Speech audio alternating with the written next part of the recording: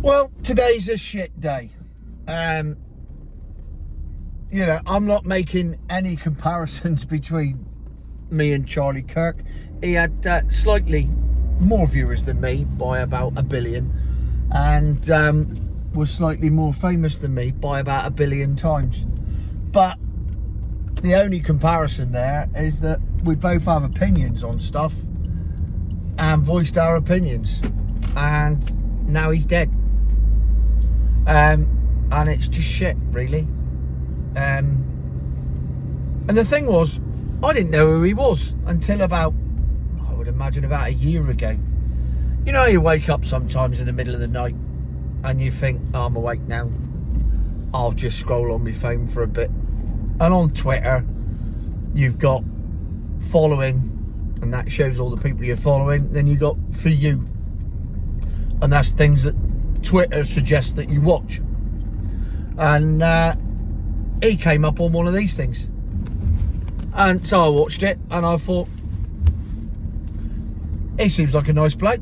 I can't remember, he was debating trans rights or something at the time, I think. So then naturally, because I watched that, the algorithm kicks in and you get to watch more and more of it. And what I liked was that he would debate anyone on anything at any time, any place, and he welcomed the challenge. I mean, it's safe to say, when it came to abortion rights, I disagreed with him quite fundamentally. And you know, the man was quite religious, and I'm not. And so, you know, me and him didn't see eye to eye on anything, on everything. But it don't matter, does it? Because he's got his opinion and I've got mine. But he would quite welcome anyone to have opinions different to him, come up and say, this is what I think. And he would say, well, this is what I think, and these are the reasons why I think that, in a very calm way. And that was it. That was his thing. That's literally what he did. And he went round the USA doing that. Come and have a chat with me. And you'd get all these, and this is the thing, right? I hate the left and right thing. I don't see the point of putting that. For me, that's like ADHD. It's just putting a label on something for the sake of putting a label on it. It doesn't achieve anything. I'm not left, I'm not right. I'm sure that, you know, if I was profiled, it would be, oh, you're extremely right wing. I don't see myself as right wing at all. I don't see myself as left wing. I just see myself as someone who looks at the world and has an opinion on it. But for some reason, you've got to be put in a box.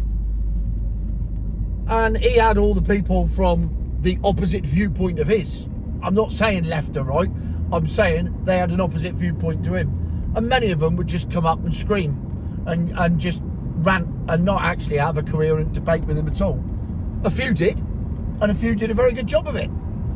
But it was never a problem. It was like, fine, you carry on, say what you got to say, and then I'll say what I got to say. And now all of a sudden, it seems that by doing that, you're literally putting a target on your head. And that's just fucked up. And, you know, I don't suppose I'm going to get assassinated anytime soon. Well, you know, you fucking hope not, wouldn't you? Because I'm hardly high profile. But I was only telling somebody yesterday, it was 11 years ago, I got heavily involved in local politics here in St Austell. And it was all to do with the shopping centre. I was for the shopping centre. There were people against the shopping centre. But it got so nasty and so personal so quickly. Within 2 months of me starting this campaign, which I did what I do. I put stuff on social media and people followed it. And then all of a sudden, I was getting 10,000 people on the page every day. And it just became a thing. That's just what I do. I can't help it. I just have this ability. Well, cut a long story short, I go down my mother's one morning and my wobbly brackets cut back in. And I'm going to try and wedge it with poo bags. Hang on. Yeah, so as I was saying, I go down my mother's one morning and there's post there for me, which is unusual in itself because I don't live there. And when I opened it up, it was a poison pen letter, a classic poison pen letter, calling me all sorts of names and you know, saying that I'm going to get this and I'm going to get that and this is going to happen and that's going to happen. And you think, come on, what?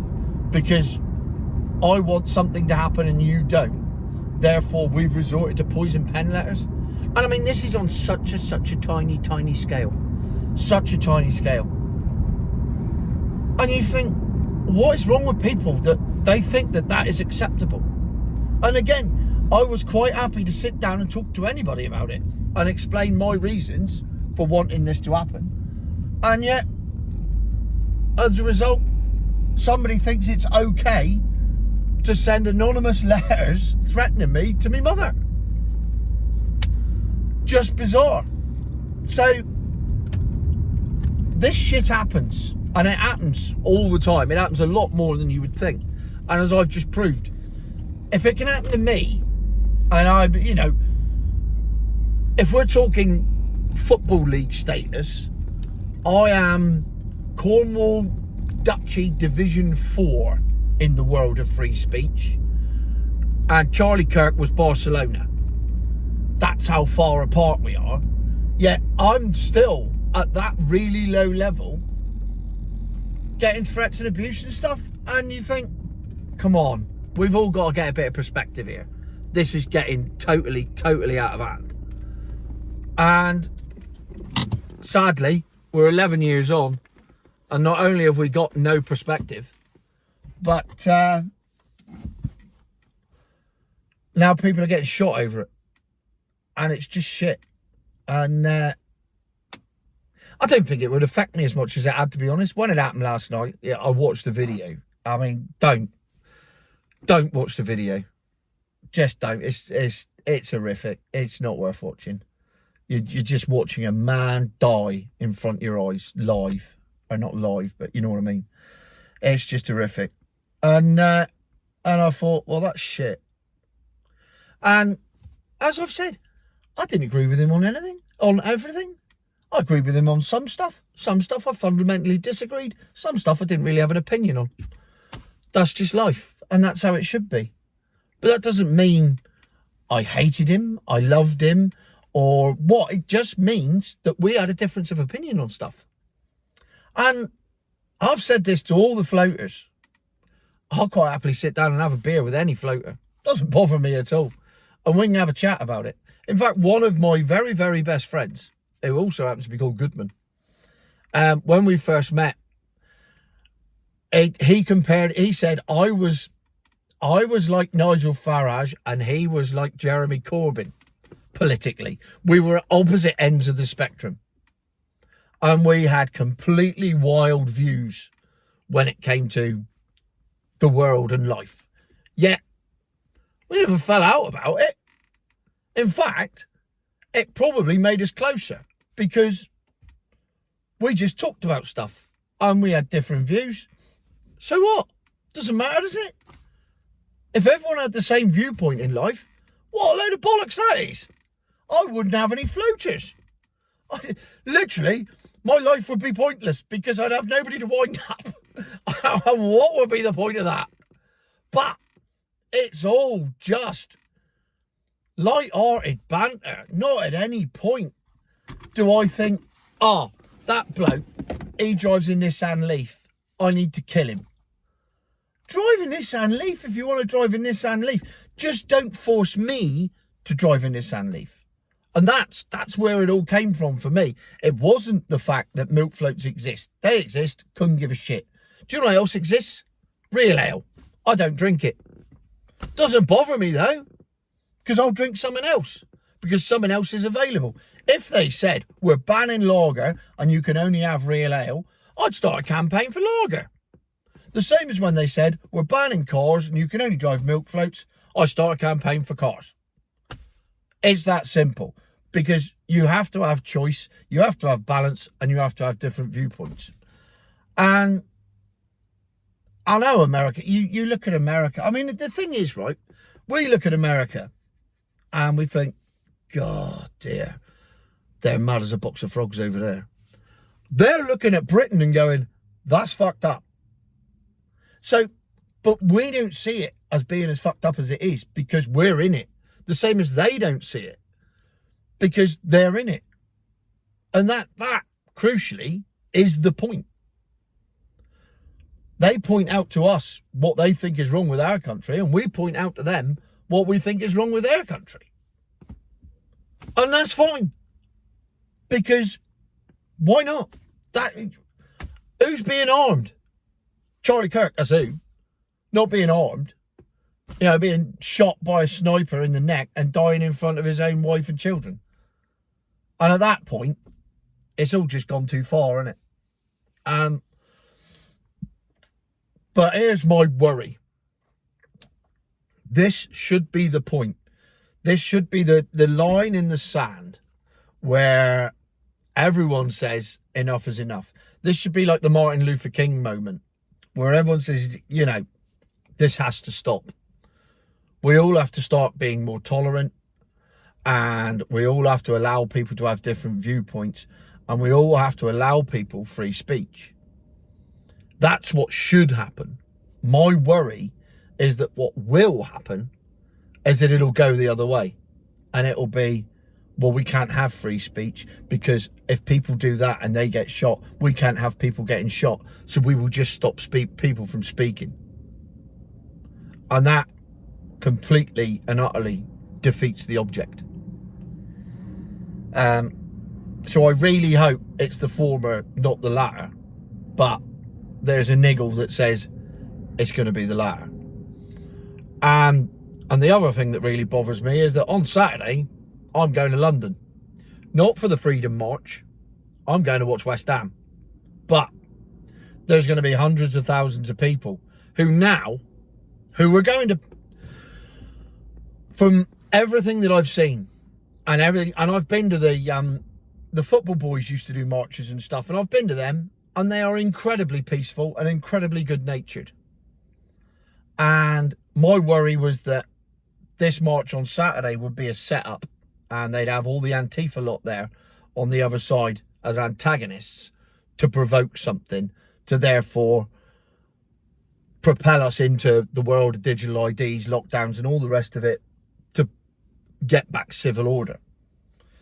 And I think that up until yesterday, they would have failed, because everyone going on that march knows that that is the intention.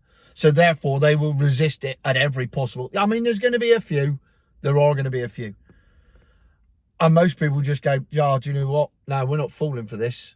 We're far more intelligent than you think. It's just not going to happen. And now, those hundreds of thousands of people, even if 10% of them are really, really angry about Charlie Kirk being shot and this attack on free speech, which is what this march is all about. It is a free speech march. It's not about immigration. It's about free speech. It's about freedom, which ironically is what was on Charlie's t-shirt when he got shot. So they're going to be angry now, rightly or wrongly. So the possibility of provoking something now, it literally is going to be like a box of fireworks, and it only needs one match to be chucked in and the whole thing's going to go off. So that is my major concern. I was going to come out of Waterloo and poke my head up and have a look round and see what the march was like. And I'm actually thinking, do you know what? Do I want to do that? I'm probably better off just going straight West Ham. And all for what? And then they win, whoever they are. And we don't know who they are, but they win.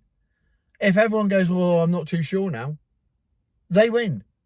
Because by using violence and death against free speech, they've won, because they've stopped free speech and they've stopped freedom of choice.